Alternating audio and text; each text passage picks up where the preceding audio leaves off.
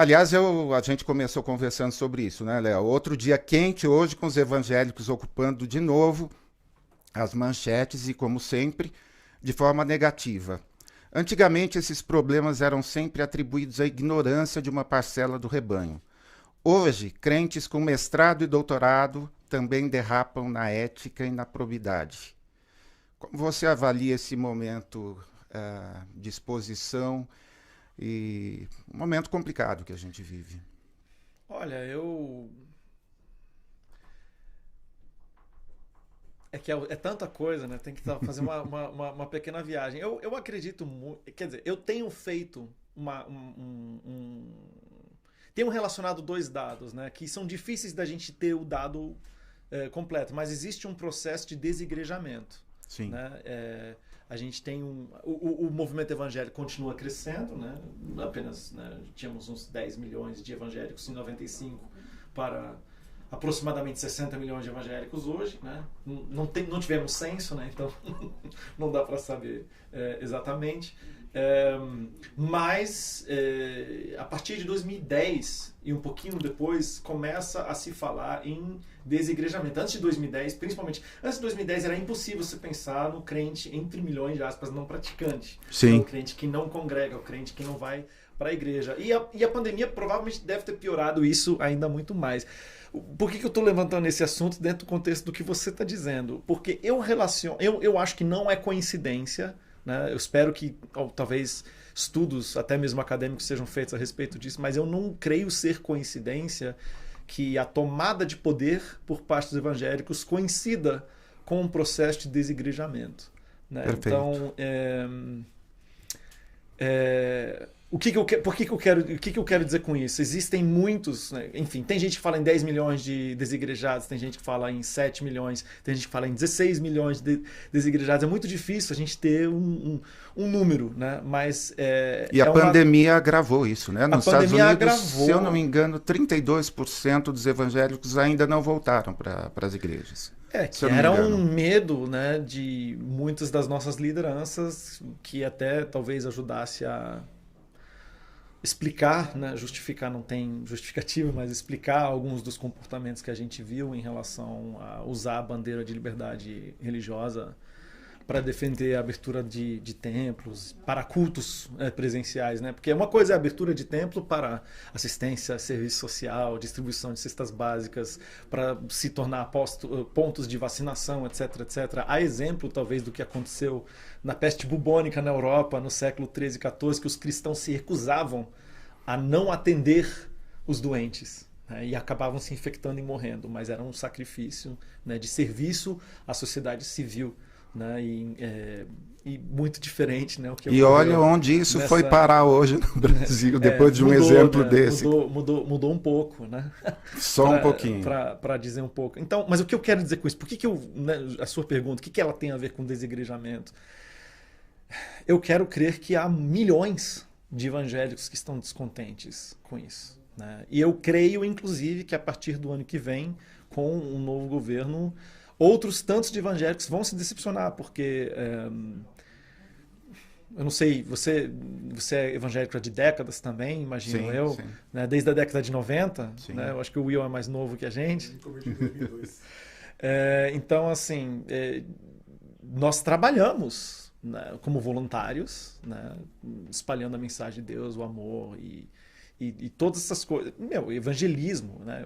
Hoje é uma palavra que a gente nem usa mais muito, né? Mas década de 90 e nos anos 2000, primeira década dos anos 2000, né? Os grandes congressos que visavam mesmo, né, converter as pessoas conhecerem a Jesus, terem um encontro real com eles. E aí, em algum lugar no meio do caminho, a palavra que eu uso foi sequestrado, né?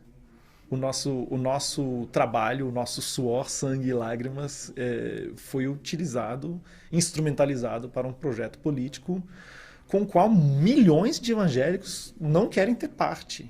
Tem os milhões que compraram a ideia, que é uma ideia que eu também considero artificial, né? Essa ideia da guerra cultural, né? Que é uma coisa que a gente importou também dos Estados Unidos, que é uma coisa que já existiu antes em outras fases, e não deve ser também coincidência sempre quando acontecem crises econômicas globais, que certos medos, né, voltam à tona. E, na verdade, o medo é o grande motivador de muita coisa ruim, e tem sido assim na história recente, e mesmo na história não tão recente, até onde a gente tem como traçar, né? E, de certa forma, houve essa instrumentalização do medo para um projeto político com o qual, eu gosto de repetir isso, milhões e milhões e milhões de evangélicos não se identificam.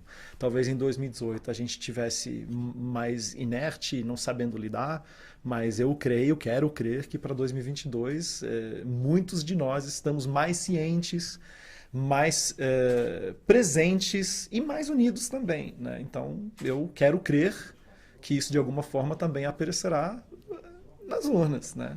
Mas é muito importante, né, para quem é evangélico e para quem não é evangélico. Essa, claro, é a minha visão particular, né? Eu não tenho muitas dessas coisas que eu estou falando, que a gente não tem números, não tem dados, não tem estudos para comprovar, mas, né, como cristão e crente evangélico que insisto em ser há tantas décadas, e ativo nas redes sociais também, desde que existem redes sociais, eu sinto que realmente o que houve foi esse sequestro, né? E esse sequestro teve como consequência esse desigrejamento. E talvez tenha outros desigrejamentos no futuro, porque a bancada evangélica que vai se eleger novamente, ela vai articular e dialogar e fazer acordos com qualquer governo que vier. Este atual se reelegendo ou não.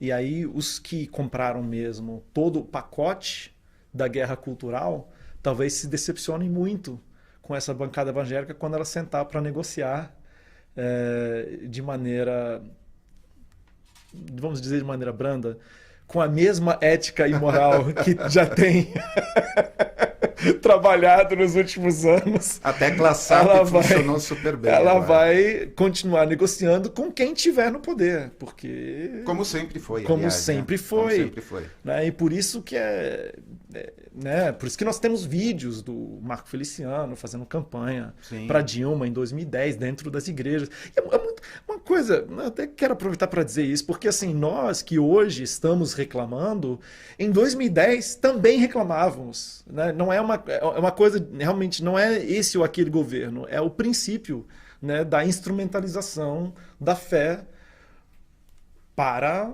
gerar um curral eleitoral. Né? E a gente era contra, mesmo quem votou na Dilma em 2010, que não foi meu caso, eu acho que também não foi o seu, mas mesmo quem votou na Dilma em 2010 não gostou do tipo de campanha que pessoas como Marco Feliciano fizeram dentro das igrejas a favor da Dilma. Por quê? Porque o nosso ponto, e é isso talvez que eu me sinto às vezes mal compreendido, eu pouco ou nada falo do atual governo.